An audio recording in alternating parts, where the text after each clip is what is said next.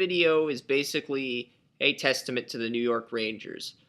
And if they come back and win this series in 7 games, the entire city of Pittsburgh is probably going to deport me from the state of Pennsylvania.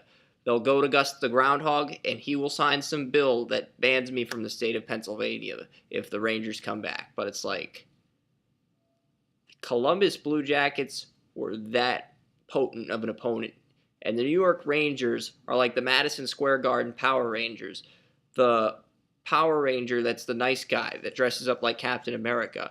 But you're able to use Black and Gold Iron Man Force to defeat the Captain America Power Ranger.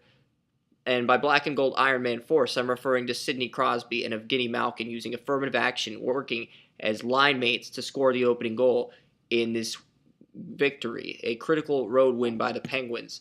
And this team's playing as a team, and Marc-Andre Fleury looked strong again early in the game, and even though he struggled down the stretch, the team developed confidence, and that's what matters. Like, Jussi Oaken's going to be a free agent, Orpik, all these guys are going to be free agents after the season, and it's like, if they don't win the Cup this year, Bilesma's going to lose his job, the fans are going to get upset, and who knows, maybe the Troll is up to something where he's like, I don't want the Pens playing the Flyers.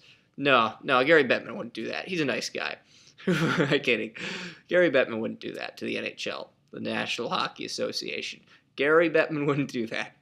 Okay, so seriously, though, the Pens are playing their tail off, and the Montreal Canadiens almost made the Stanley Cup back in 2010 when they lost to the Flyers and knocked off the Penguins. And PK Subban has been a beast in the playoffs this year, so if he keeps playing well and he keeps penalty killing with swag, it's like Canadiens-Penguins Eastern Conference Finals to decide who goes to the Eastern Conference, to the Stanley Cup, win the Eastern Conference. That's what we want to see. That's what most of the fans want to see, because the Bruins made it last year, and a Pens versus Canadiens Eastern Conference Finals would be epic.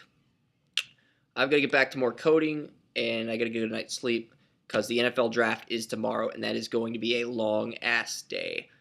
Day 1, you write grades for the picks. Day 2, Excel charts. You micromanage that stuff like a boss and come up with your own content. Day 3, slideshows for the Day 3 draft steals. You let the fans decide who the best steals are, but you have fun with it, and you give your insight on the round 4 through 7 picks.